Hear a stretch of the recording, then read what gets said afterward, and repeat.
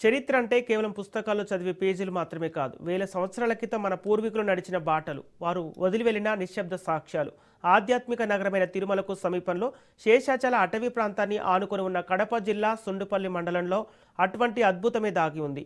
యంత్రాలు లేని ఆ కాలంలోనే సుమారు 440 సంవత్సరాల క్రితం టన్నుల కొద్ది బరువున్న బండరాళ్లతో నిర్మించిన బృహత్ శిలాయుగం నాటి రాతి సమాధులు నాటి మానవుల జీవన శైలికి, సాంకేతిక పరిజ్ఞానానికి సజీవ సాక్ష్యాలుగా నిలుస్తున్నాయి. దీనిపై మరింత సమాచారం మా కడప ప్రతినిధి అభిషేక్ అందిస్తారు.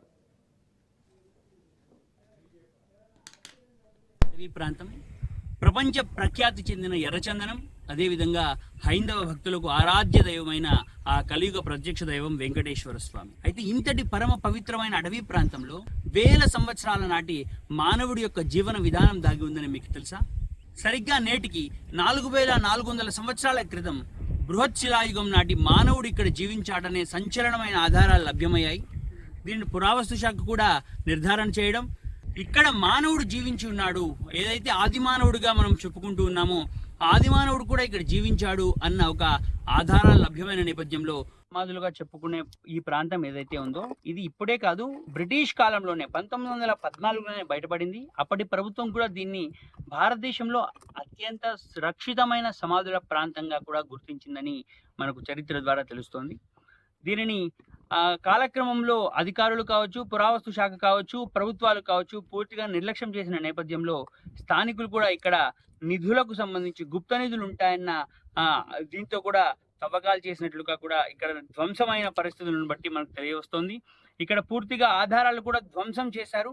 చాలా వరకు రాళ్ళు ఏవైతే కట్టడాలు ఉన్నాయో వాటిని కూడా పూర్తిగా ధ్వంసం చేసిన నేపథ్యంలో అయితే వాటిని అన్నిటినీ ఈ యొక్క దాడులన్నీ తట్టుకొని కూడా ఈ సమాధులు కావచ్చు, ఈ కట్టడాలు కావచ్చు సజీవ సాక్ష్యంగా, చరిత్రకు సజీవ సాక్ష్యంగా నిలుస్తూ ఉన్నాయి. వేల సంవత్సరాల నాటి ఆది మానవుల యొక్క జీవన విధానం ఏదైతే బయటపడిందో ఇది నాటి మానవుల యొక్క జీవన విధానానికి కావచ్చు, వారి యొక్క ఆలోచన విధానానికి కావచ్చు, వారి సరళీకృత జీవన విధానానికి కావచ్చు ప్రత్యక్ష సాక్ష్యంగా నిలిచింది. ఇదే తరహా సమాధులు కావచ్చు, కట్టడాలు కావచ్చు ఆంధ్రప్రదేశ్ కావచ్చు, తెలంగాణ, తమిళనాడు, కర్ణాటక ప్రాంతాల్లో అక్కడక్కడ ఉన్నప్పటికీ ఇక్కడ ఏదైతే శేషాచలం ప్రాంతంలో, కడప జిల్లాకు సంబంధించిన శేషాచలం ప్రాంతంలో లభించిన ఈ ఆధారాలు మాత్రం ప్రత్యేకంగా చాలా అరుదైనవి కూడా మనం స్పష్టంగా చెప్పుకోవాల్సిన నేపథ్యం ఎంతైనా ఉంది.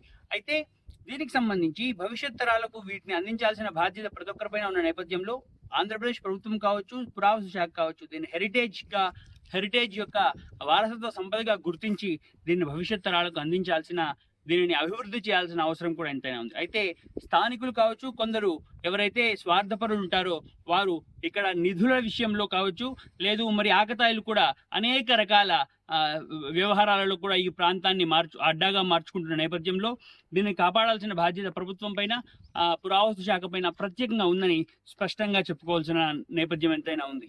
మరిన్ని ఇటువంటి ఆసక్తికరమైన విశేషాలను మీకు అందించడం కోసం ఎప్పుడూ ప్రయత్నం చేస్తూనే ఉంటాం. కెమెరా పర్సన్ సమీర్తో అభిషేక్ ఫర్ రాజ్ న్యూస్.